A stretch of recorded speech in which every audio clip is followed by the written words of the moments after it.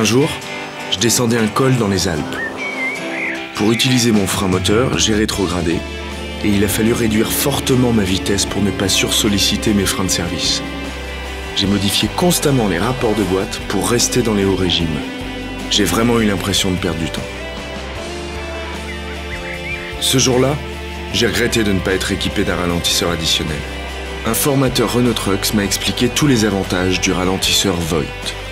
Il procure une sécurité accrue dans les fortes pentes, permet de réduire considérablement l'usure des freins. De plus, j'ai été surpris que cette aide au freinage permette également d'économiser du carburant dans des conditions d'utilisation courantes. Et comme il y a moins d'émissions de CO2, l'environnement est respecté. À la sortie du restaurant, le formateur m'a proposé de me montrer l'efficacité du ralentisseur Voith associé à une conduite rationnelle et sécurisée.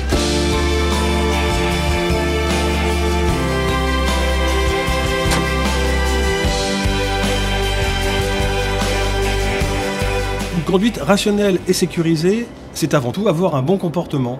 Les descentes donnent l'occasion de rouler gratuitement en profitant de l'énergie procurée par le poids du véhicule. Ah oui, grâce à l'énergie emmagasinée par le véhicule. Oui, tout à fait. Alors l'énergie emmagasinée est liée à la masse totale du véhicule et à sa vitesse. Cependant, cette énergie doit être maîtrisée.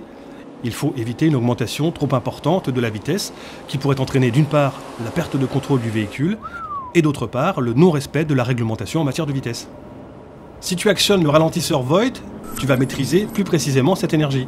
Mais si on sort de la zone verte, on risque pas de consommer plus de carburant? Pas du tout. Le pied n'appuie pas sur l'accélérateur.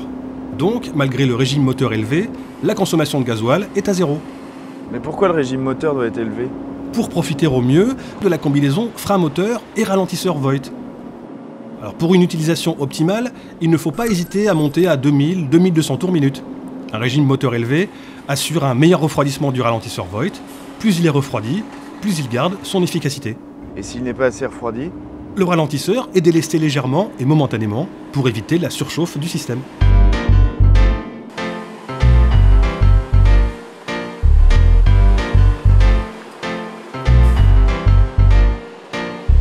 En fonction de la charge du véhicule, de la dénivellation et de la durée de la descente, tu dois ajuster la puissance de ralentissement. Sur les très faibles pentes ou faux plats, n'oublie pas de lever le pied de l'accélérateur pour utiliser l'énergie cinétique du véhicule. Dès qu'on lève le pied de l'accélérateur, l'injection est coupée. Donc on consomme plus de carburant, mais le véhicule continue d'avancer. Oui, grâce à l'énergie emmagasinée par le véhicule. Plus le véhicule est lourd et plus il va vite. Plus cette énergie est importante, même sur le plat. Donc, plus je suis chargé, plus je vais vite, plus j'irai loin, sans accélérer et sans consommer de gasoil. Oui, tu dois simplement vérifier que le véhicule ne prend pas trop de vitesse. Tu actionnes le ralentisseur plot par plot afin d'adapter progressivement la puissance de ralentissement à ta vitesse. Ok.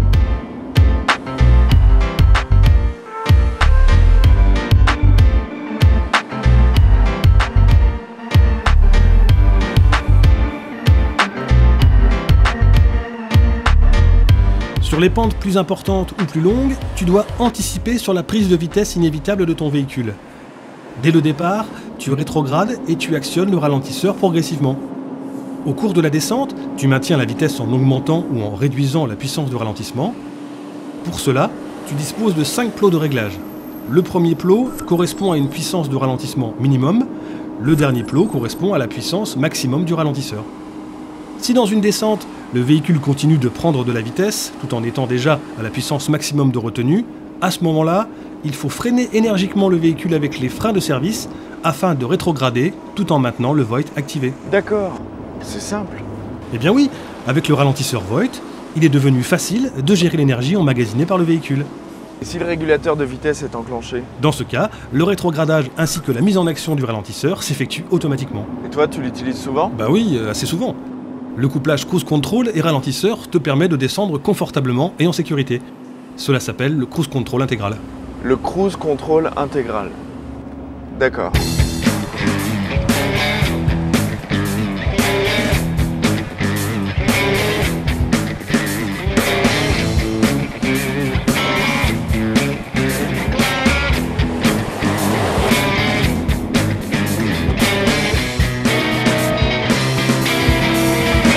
Contrairement à ce que beaucoup de conducteurs ont tendance à croire, l'utilisation du ralentisseur n'est pas réservée seulement aux descentes.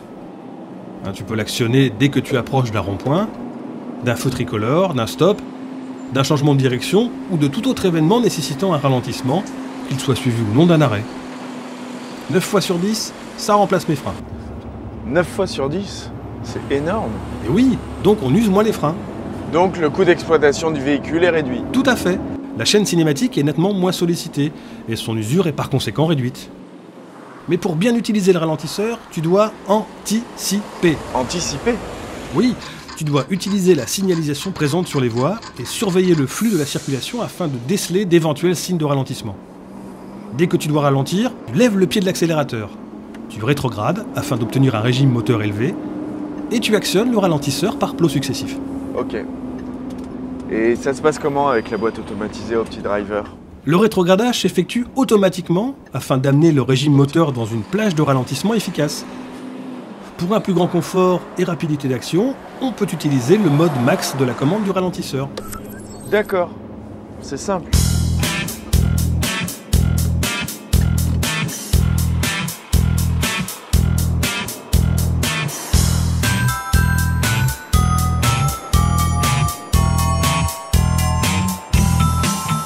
Par ailleurs, avec l'utilisation des ralentisseurs, les temps de transport sont maîtrisés. La vitesse commerciale est améliorée. C'est évident que la conduite est plus souple. Tu régules mieux ton allure, moins d'à-coups, et en plus d'économiser du carburant, tu préserves la marchandise transportée. Oui, et en plus, le confort et la tranquillité d'esprit permettent de se concentrer sur la conduite et sur son environnement. Et donc d'anticiper. Indispensable pour économiser du carburant dans le cadre d'une conduite rationnelle. Tu as tout compris. Et l'intérêt d'un ralentisseur se mesure surtout en termes de sécurité. Avec un ralentisseur suffisamment puissant, tu peux descendre les pentes les plus fortes sans avoir recours aux freins de service. Il n'y a donc aucun échauffement des freins, ce qui garantit une efficacité maximale en cas de freinage d'urgence.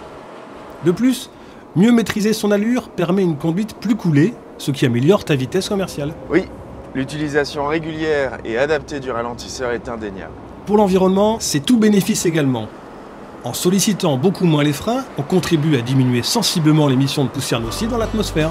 En bref, avec un ralentisseur additionnel, on améliore la sécurité du conducteur et des autres usagers, on réduit le prix d'exploitation du véhicule, on améliore la qualité du transport des marchandises et on respecte l'environnement. Il faut absolument que j'en parle à mon entreprise.